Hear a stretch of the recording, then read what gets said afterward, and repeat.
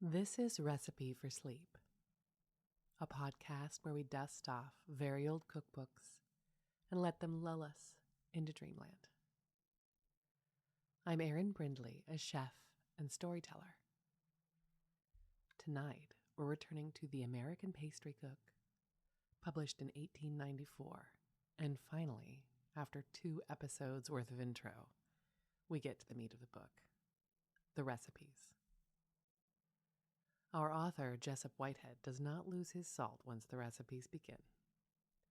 He peppers random history and color commentary throughout the cookbook, throwing all the 1800s shade at the women who bake the cakes for his church fair and gossiping about the inventor of angel food cake. If someone were to ask me why I love making this podcast, I'd tell them the angel food cake story. It's towards the beginning, so hopefully you won't fall asleep before.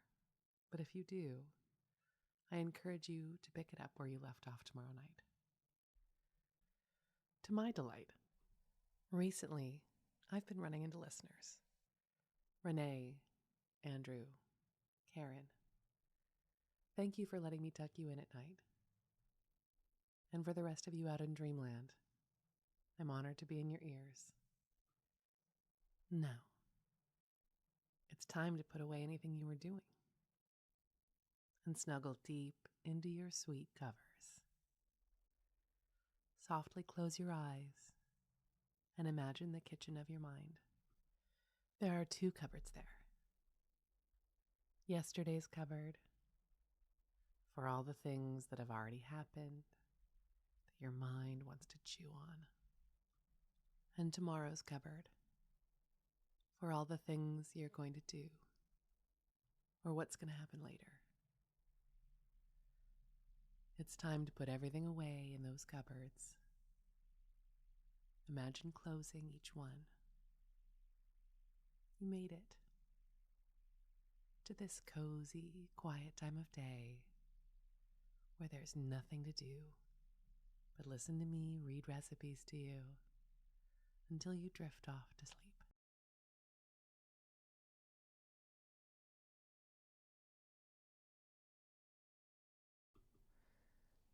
The Hotel Book of Fine Pastries, Ices, Pies, Patties, Cakes, Creams, Custards, Charlottes, Jellies, and Sweet Entremets in variety. Being part of the Oven and Range series by Jessup Whitehead. 1. Angel Food or White Sponge Cake. 11 whites of eggs. 10 ounces of fine granulated sugar, all that can be shaken and heaped on a cup. 5 ounces of flour, a cup moderately heaped. 2 rounded teaspoonfuls of cream of tartar. 2 teaspoonfuls of vanilla or lemon extract. Get 2 pans together. Put the cream of tartar into the flour and mix them by sifting out of one pan into the other 6 or 7 times. Whip the whites firm enough to bear up an egg. Put in the sugar. Beat a few seconds. Add the flavoring. Then stir in the flour lightly without beating. When the flour is mixed in fairly out of sight, it is finished. As soon as mixed, put the cake in the oven. It needs careful baking, like a meringue in a slack oven, and should stay in from 20 to 30 minutes. A deep, smooth mold with an unusually large tube is the best, but any other will do.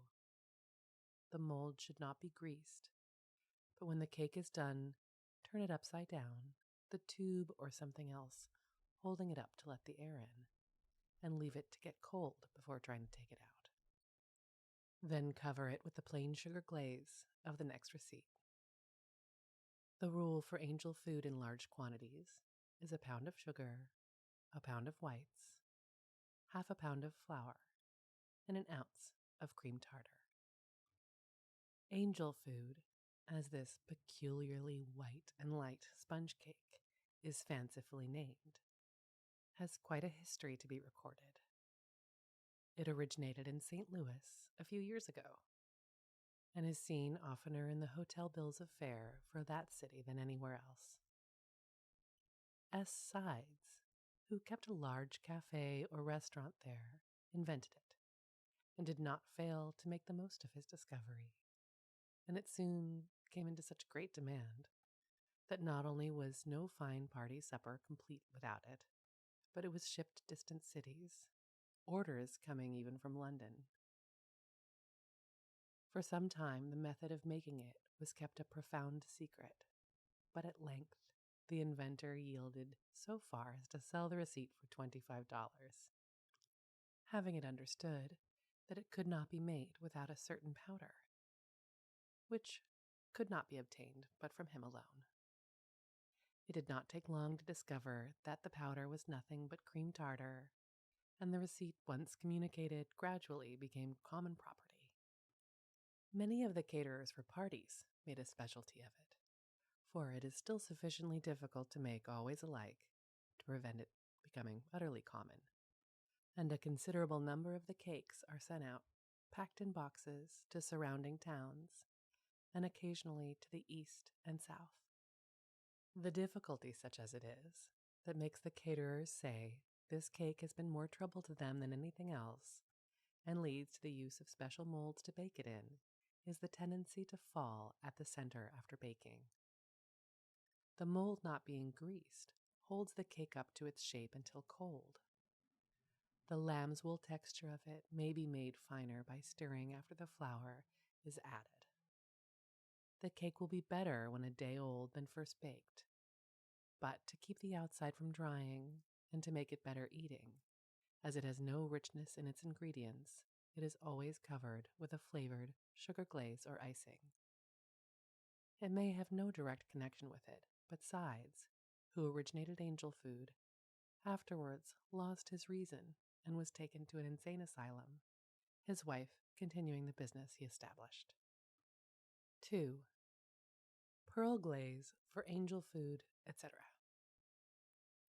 1 cupful of icing sugar, 2 whites of eggs, 2 teaspoonfuls of flavoring extract.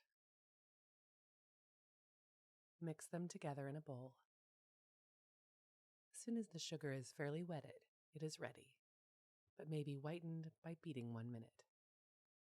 It dries pearl white. Takes but a few minutes to prepare. Spread it over the bottom and sides of angel food. It also gives a rich, transparent, sort of eatable appearance to the top of a fine jelly cake, and shows up ornaments of finished white icing finely. It does nearly well with the sugar only slightly wetted with water instead of white of egg, when it is spread on pastry, as the sugar dries white. It can also be colored pink, or with chocolate, or made yellow by mixing with yolk of egg. 3. 8-egg sponge cake. 1 pound of fine granulated sugar, 2 rounded cups, 8 eggs, 6 tablespoonfuls of water, small half cup, 12 ounces of flour, 3 rounded cups. Separate the eggs, the white into a bowl, the yolks into the mixing pan. Put the water and sugar in with the yolks and beat them 10 minutes until they are thick, light batter. Have the flour ready. Whip the whites to a very firm froth. Then mix the flour with the yolk mixture and stir the whites in last. Bake in molds either large or small. Good for large and small sponge cakes and lady fingers. 4. White jelly roll. The angel food cake does not answer to roll up, but nearly the same ingredients put together in another way make a fine roll and also white cake lining for Charlotte Russe. 10 ounces of granulated sugar, a heaping cupful. 12 ounces of whites of eggs, 13 whites. 6 ounces of flour, a heaping cupful. 2 rounded teaspoonfuls cream of tartar. Vanilla or lemon extract. Put the sugar and white of eggs into a deep pan, pail, or brass kettle and beat them together with a wire egg whisk about 20 minutes. If beaten rapidly in a cool place, the mixture will then be like good cake frosting. Then add the cream of tartar and flavoring and beat 1 minute longer. Next, stir in the flour with a spoon. It should be baked immediately. Lay a sheet of blank paper on the largest baking pan. Spread the cake only just thick enough to hide the paper. Bake about 6 or 8 minutes. Brush the paper over with water to get it off. Spread lemon or orange honey or red jelly on the cake and roll up. 5. Lady cake. 14 ounces granulated sugar, 12 ounces of butter, 12 ounces of white of eggs, 1 pound of flour, 2 teaspoonfuls of flavoring extracts, half teacup of milk, the juice of 1 small lemon. Use uncolored dairy butter. Warm the sugar and butter slightly and stir them till white and creamy. Add the egg whites a little at a time, and after that the flour. Don't beat the white of eggs before mixing. Beat the whole mixture thoroughly after the flour is in. Then, mix in the lemon juice and flavoring, and last of all, milk. 6. Delicate cake. 14 ounces of granulated sugar, 12 ounces of butter, 12 ounces of white of eggs, 8 ounces of flour, 8 ounces of cornstarch, juice of half a lemon, 2 teaspoonfuls of flavoring extracts, half cup of milk, 1 basting spoonful of brandy. Beat all together well. 7. Snow cake. 14 ounces granulated sugar, 12 ounces of white dairy butter, 1 pound of white of eggs, about 18 whites, 8 ounces of fine flour, 10 ounces of cornstarch, juice of 1 lemon, half cupful of milk, flavoring extracts, little brandy. Don't beat the whites to a froth. Cream the butter and sugar together. Add the whites a little at a time. Then the starch and flour. After that, the lemon juice, flavorings, and milk. Beat well. 8. Finest chocolate cake. Melt 4 ounces of common chocolate by merely warming it in a cup set to the side of the range. Make the snow cake mixture preceding. Flavor it strongly with vanilla and leave out the brandy. Pour in the melted chocolate and beat it in just before the milk. 9. Finest wine cake. Make the snow cake mixture and leave out the milk. Instead of it, mix in at the last nearly a small teacupful of Madeira wine with enough either of red strawberry syrup or of drops of carmine to make the cake couleur de rose, but only pale blush or peach bloom. Not any dull red or purples for cake. The lemon juice is very necessary here. It changes red to bright pink. 10. Marble cake. Make either of the white cake mixtures. Take out about half a cupful and color it light red with strawberry or currant syrup. Butter a cake mold, flour it, and shake out the surplus flour, leaving the mold thinly coated. Drop lumps of cake batter in the mold with a teaspoon. Paint them over with a knife dipped in the red batter, but without flattening or smoothing or running the lumps together. Drop more spoonfuls of the cake mixture in the hollows and paint them over with a knife blade dipped in red as before, and so fill the mold within an inch of the top. There will be fine waving lines of pink through the cake when cut.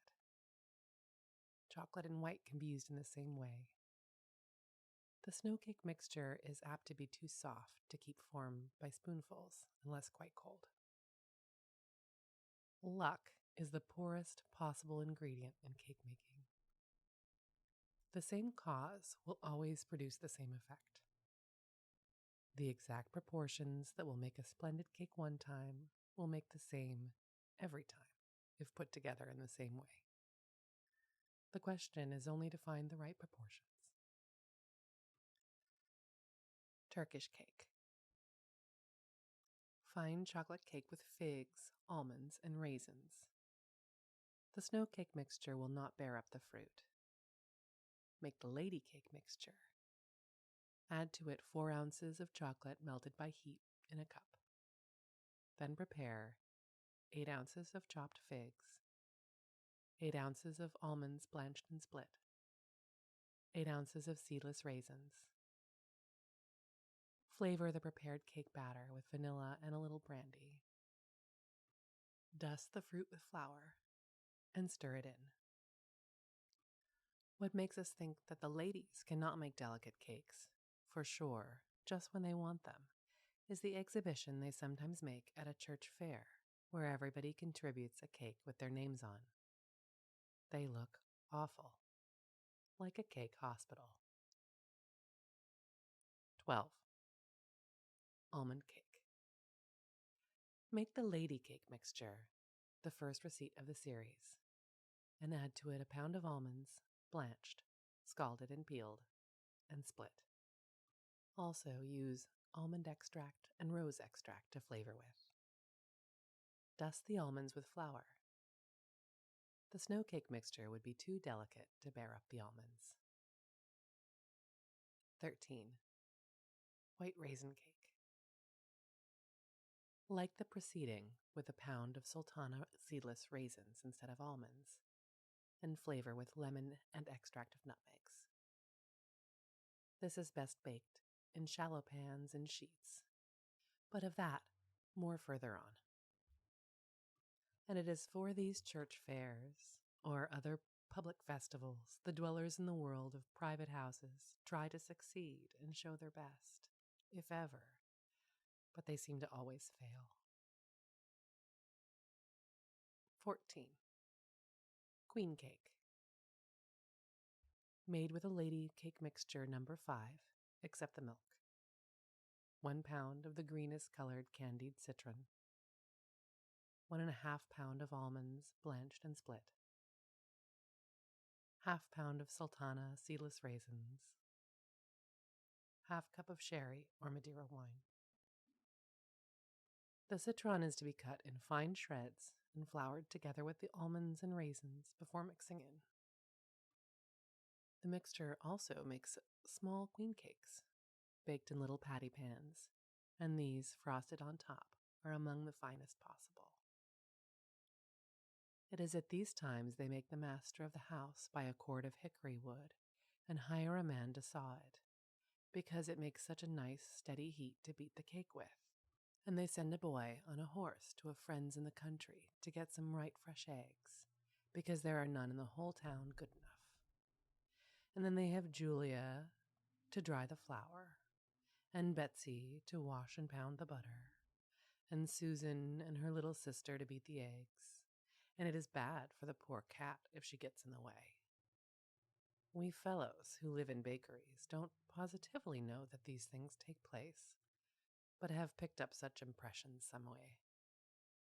But we do know how the cakes look when they get to the fair. 15. Hickory nut cake.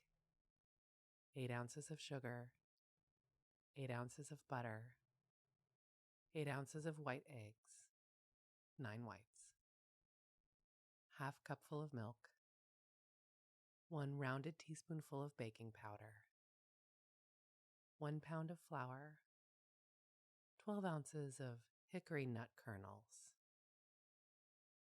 Don't beat the whites to a froth.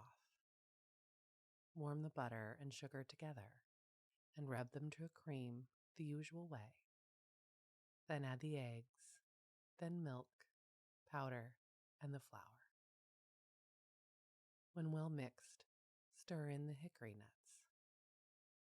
Flavorings may be added at option. If brandy be used, the baking powder should be left out. 16. There is one cake marked, presented by Mrs. A. It rose one-sided. The top cracked all over, looked like all slits and gullies, and in the high side a crater opened, and the lava kept rising and running, and never would get cooked and stop, though all the rest of the cake was done hard long ago, and began to smell unpleasantly. That cake was poor, had too little butter, and too much eggs, milk, and flour, and probably was not put into bake for some hours after the batter was mixed. There is another, presented by Miss B. It rose and rose, flat-topped and even, but never got above the edge of the cake mold. It leaked over the top and hung in strings, and fell to the stove bottom, and made a smell, and when it got tired of that, it just sunk down and down again. That had too much sugar. 17. Dream cake. In a city that we know of, there is an entire side of a building in a fashionable neighborhood painted in large letters with the words, "Celebrated Dream Cake." Evidently, it was the aim to rival the fame of angel food, and this is certainly better eating, although scarcely so extremely white. 1 pound of granulated sugar, 2 cups. 1.5 pound of butter, 1 cup. 12 whites of eggs, 1.5 cup. Half pint of milk, 1 cup. 2 rounded teaspoons baking powder, 1 rounded teaspoon cream tartar, vanilla or lemon extract, 1 pound good weight of flour, 4 cups. Sift the flour, powder, and cream tartar together 3 or 4 times over. Soften the butter and stir it together until white and creamy. Gradually stir in the milk, tepid, and a handful of flour to keep them from separating. Whip the whites to a froth and add part whites and part flour until all are in, and flavoring extract at same time. Bake either in cake molds or shallow pans, and frost over when done. Kossuth cakes.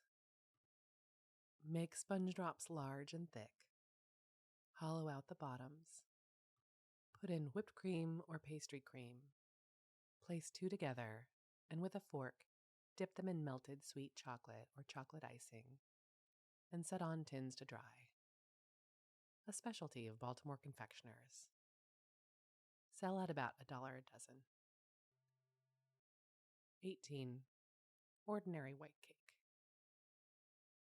1 pound of sugar, 8 ounces of butter melted, 10 whites of eggs, 1 cupful of milk, 2 teaspoonfuls of baking powder, 1.5 pounds of flour.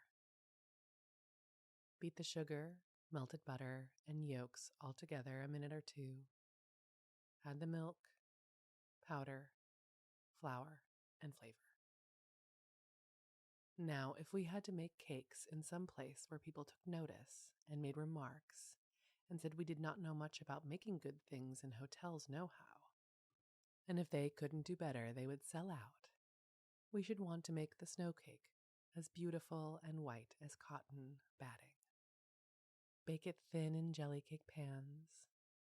Spread some of the richest confection between the cakes and ice the top, having the cake and the icing so near alike in whiteness as to be hardly distinguishable apart. 19. Pistachio cream cake. 8 ounces of pistachio nuts, blanched and chopped. 8 ounces of sugar. Half cupful of water. 2 ounces of butter. Whites of 4 eggs. Green juice from pounded spinach leaves for coloring. 3 jelly cake sheets of snow cake. Boil the sugar and water to thick syrup. Throw in the butter, then the pistachio nuts. Boil 5 minutes. Then stir in the white of the eggs and take it off when they thicken. Color it a little deeper than the pistachio green. Spread this when cold between 3 sheets of cake. 20. Havana cream cake. 8 ounces of fresh grated coconut, 1 pound of sugar, 4 large oranges, 2 lemons, 4 ounces of butter, 6 yolks, and 2 whole eggs. Grate the rinds and squeeze the juice of the oranges and lemons into the sugar and bring it to a boil, making a flavored syrup. Throw in the butter, then the coconut, and boil 5 minutes. Stir in the eggs and cook slowly till thick. Spread between layers of snow cake. Then they are strange, the way they exclaim when they burn up a cake in the stove. Once we heard a lady sing, "Gee woiks, gee willikins, the door-trotted thing's gone black." That was at the toll house at Shippingsport, near Louisville, as we were going through the locks 27 years ago last anniversary, and anybody could know it was a cake burnt up by the black smell that came across the canal. Now one of us fellows would only have remarked, "Damn," kind of quietly, and lighted our pipe. In fact, you have to bake these white sheets with scarcely any color at all to look well with colored creams between and icing on top.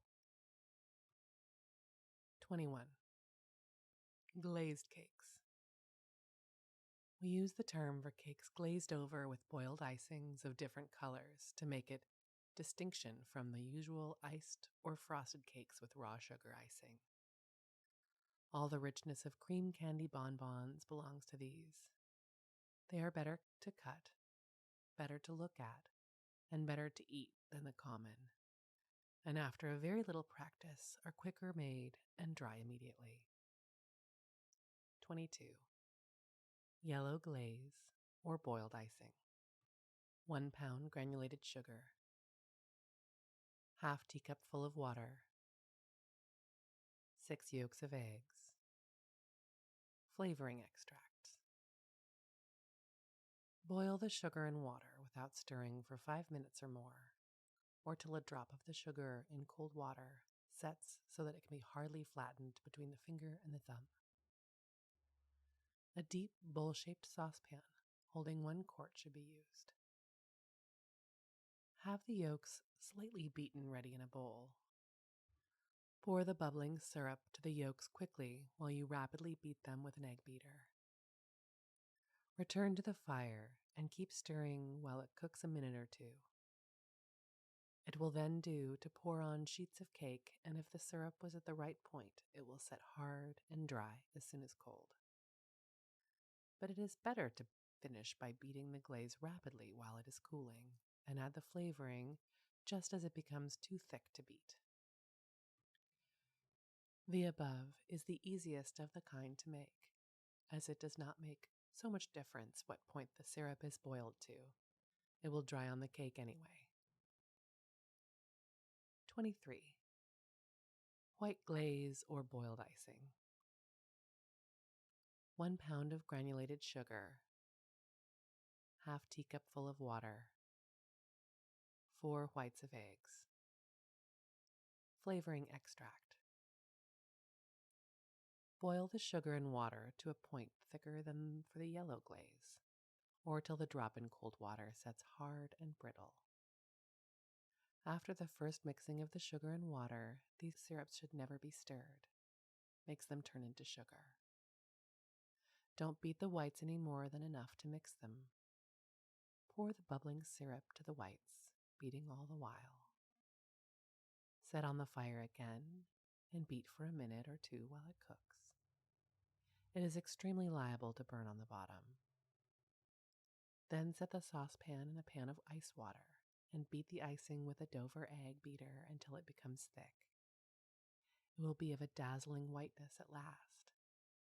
Can be flavored to suit the fancy. If boiled to right point, sets hard as soon as spread or poured over the cake. 24. Rose glaze or boiled icing. Make the white glaze and color and flavor to suit, just as it begins to be so thick as to be hard to beat. 25. Chocolate glaze or boiled icing. 1 pound of granulated sugar, half teacupful of water, 3 ounces of grated chocolate, the common sort, 4 whole eggs, vanilla flavoring extract. Boil the sugar and water together in a deep saucepan for 5 minutes. Add the chocolate. When a drop in cold water sets hard, almost as candy, stir in the eggs rapidly. Beat all the while. Let cook about 5 minutes more with constant stirring. Flavor with vanilla. Beat more or less while it is cooling. Spread or pour it over sheets of cake. The confectioners, too, like us to make these glaze cake for their windows and showcases. They take pleasure when the cake is as white as the icing and the red jelly between the layers, in putting them in the front rank. Having 3 or 4 kinds of glaze and sheet cakes of the whitest cake, only about 1/3 of an inch thick to cover with them. You can cut them when set in squares or diamonds and triangles, red, white, yellow, and chocolate, and they make a very pretty stack.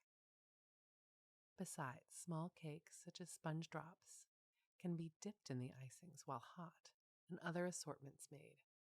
Just the thing for an ornamental basket or pyramid. 26. Chocolate glaze without eggs. 1 pound of sugar, 1/4 teacupful of water, 4 ounces of common chocolate grated. Boil all together almost to a candy point. Flavor with vanilla when partly cooled.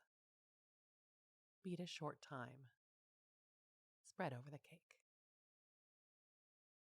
Colored syrups of fruit juice and sugar boiled down thick enough to bubble and rise in the saucepan can be used instead of icings to cover cake with a glassy surface. 27. Items about puff paste.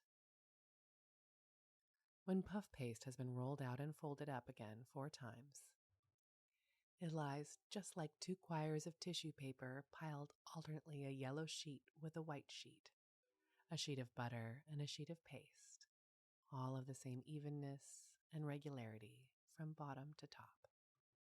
It is hard to get butter and dough to lie so equally, but that is what has to be tried for, and we have to show how to make them come so. If baked, then the sheets of paste or dough would be as sharp as knife blades, and might cut the mouth of the rash person who should try to eat them, and butter having run all out into the baking pan. One more rolling and folding makes the layers 2/3 thinner and eatable, and another rolling after that makes the layers thin enough to be blown away with the breath. The reason of these unfinished sheets of paste being so sharp-edged and continuous is there is no shortening rubbed into the flour when fine puff paste is wanted. The layers of dough are nothing but flour and water. Rubbing part or all of the butter or lard into the flour dry makes short paste, but not the marvelous, flaky, high-flying puff paste. Those who get their first instructions in home places never want to believe that. Some people say it is a matter of light touch, a peculiar temperament, a something inherited that makes certain individuals always and easily successes at making puff paste, and others always failures. They say women make better paste than men. There is no grounds for such distinction. The probability is, it is a matter of sense and study, of headwork more than handwork. A giddy person does not make fine paste, but it is not their hand that's giddy, it's their head. It is the cause and effect again, and some cannot see their relation. Some people cannot place rolls in straight rows in the pan, nor lay strips on pies diamond-wise. It makes all the difference when a fresh cub comes into the kitchen to be a pastry cook's boy, if he has been one of these young ones that stand with their chin on the kitchen table, seeing their mother make pies. The others are assuming green and awkward. They will pour a pint of water into a big pan of flour and then go feeling around for the lumps it makes and pick them out one by one. They could not work the lump of dough they get that way without a sledgehammer, and pie dough has to be about as soft as mush. The way is to pour the water in a hole made in the middle of the flour and gently stir it around with 2 fingers till it is gathered in flour enough to be lifted out of the pan onto the table, there to be worked smooth and fit to roll out. The best puff paste is that made in 10, 15, or 20 minutes, according to the quantity, when one has no time to spare for packing it between pans of pounded ice or for other foolishness, when the butter has been worked smooth and pliable beforehand and lies ready in a pan of ice water, when the ice water stands ready to mix with, the flour is cold and the oven is hot and waiting, then you turn out paste that puffs and rises high and dry and wholesome. The reason is the ingredients don't have time to get warm and soggy, and there is an immense amount of labor and trouble saved over the ice packing way. Still, of course, the same method is not practicable in every place. When the plain, soft flour and water dough has been rolled out as if for cutting biscuits out of, but instead is covered all over with the required amount of butter in lumps, and then the dough is folded over it, the essential thing, and the only difficult one, is to get the dough and butter to roll out again and again at even pace. Soft butter will give way under the rolling pin and leave its place, burst through or out at the ends. It is of no use trying with really soft butter. But when it is of medium firmness, the dough may be mixed very soft to match it, and good paste may be made. With the flour and water extremely cold, the butter often hardens in the paste instead of softening. That is success whether done in 1 or 2 hours in an ice chest or in 10 minutes on a cold table. There is another difficulty in the way of even distribution. The more the dough is worked and rolled, the tougher it becomes and springs back while the butter does not. To overcome that, the paste is allowed to rest a while after about 3 rollings, but it is better in warm weather to get along without such an interval, by not kneading the dough at all and having it soft enough at the start. The experienced workman goes through a certain routine every day that makes all exigencies, and his work is always alike, while others talk about luck and having a light hand for fine paste. They make a great fuss, the people who make verses do, about the beauties of milking the cows as if there were no flies and cows didn't kick. It is much more charming to be working the butter. We have seen them at the summer resort houses.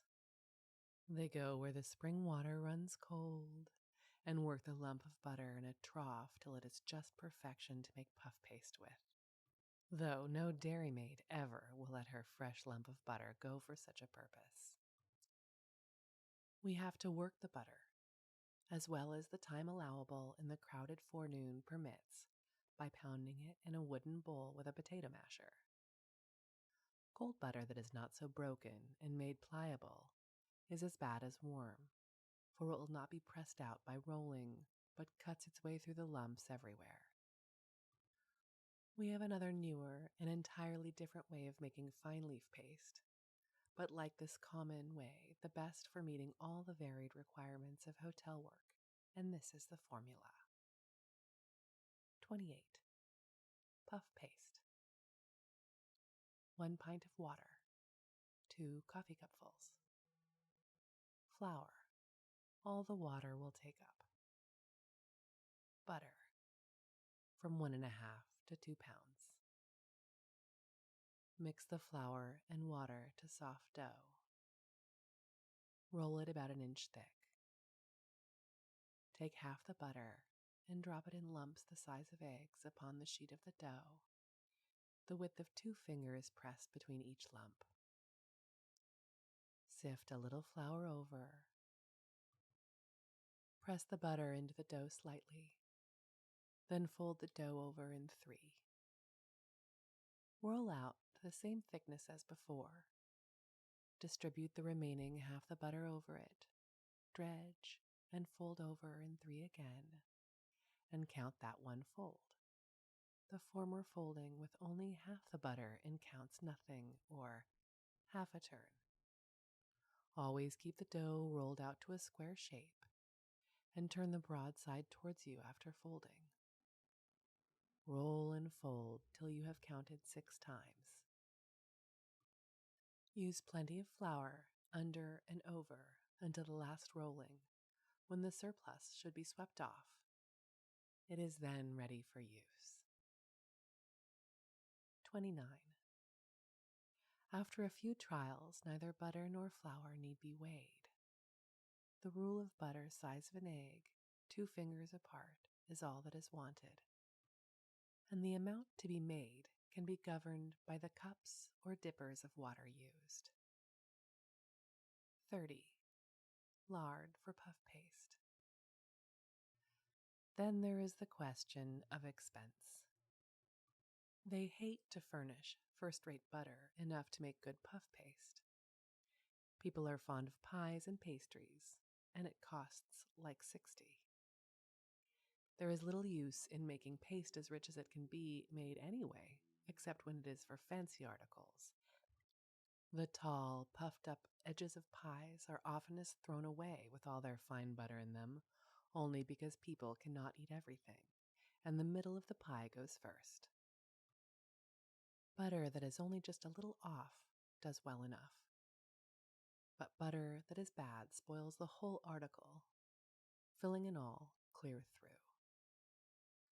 Good lard is far better than poor butter to make good, eatable, white and light pastry, and some sorts will make just as tall puff paste as butter will. Oily and grainy lard will not. It has to be the firm, tough, tenacious kind of dried out lard. The very best everyday kind of paste is made with half butter and half good firm lard. Then a little salt must be strewn over the lumps of lard after they are spread on the dough. Butter alone carries salt enough. 31. Compressed lard. The most wonderfully light and tall puff paste that beat butter pastry all hollow used to be made in the times when lard oil was used in immense quantities before kerosene came in. Of the stearine lard, the residue left after pressing out all the oil. This was as hard as tallow, but of a different texture. Oil is the greatest enemy to puff paste, and stearine contains none. Then we had vol au vents that a small goose could be hidden in that rose several inches high above their own lightness. It looks like the sweet fresh suet that comes in so plentifully with the fat loins of beef ought to be better for pastry than strong butter and miserable oily lard, and so it is, and comes next to the stearine lard mentioned above, but can only be used after going through a particular process. People try to use melted suet or tallow or drippings, and they mince raw suet and then pound it fine. But however good short paste these make, they will not produce puff paste. The suet or tallow is always composed of hard grains that cut through and destroy the flakes. The proper process is something of a trade secret, a good thing for those who work for themselves to save butter by. 32. To prepare suet for making puff paste. Cut the suet very small, leaving out all the dark meat stained pieces, and set on the side of the range in a boiler with plenty of hot water. The suet must not boil, but steep in scalding water for a few hours. Then pour water and all into a large strainer with a bottom perforated tin, a gravy strainer, and rub the fat through with a potato masher. Get the pan of broken ice and water and a little salt in it, and dip the strained fat by ladlefuls into it, stirring the ice about at the same time. The fat sets instantly on falling into the cold water in crumbs like meal. Gather it by straining, press it together, and pound it with a masher in a bowl as you would butter. Salt it for use. Some years ago, about the close of the war, the writer had a friendly contention with a fine cook who made splendid pastry as to whether as fine puff paste could not be made by the old-fashioned way just explained as by this following. It was finally decided, after both ways had been tested to the utmost, that there was no difference in the results, but there are certain everyday work considerations in favor of the old way. The leaf paste is fine for fancy tarts. The workman who would be perfect in his trade will practice both. It's bad to have a fellow come along and beat you. French puff paste, or feuilletage. It is requisite to have the butter very firm and free from water.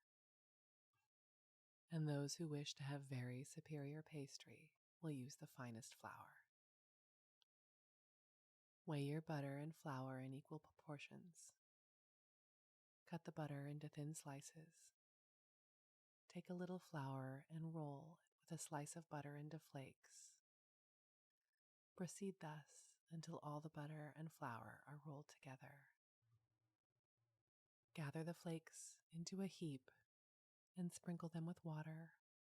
About 1.5 gills is required for a pound of paste. Make into a smooth paste with the hand, then roll it out into the thickness of 1/2 inch. If a pound of paste, divide it into 4 parts. Flour the board and roll out each part as thin as a wafer.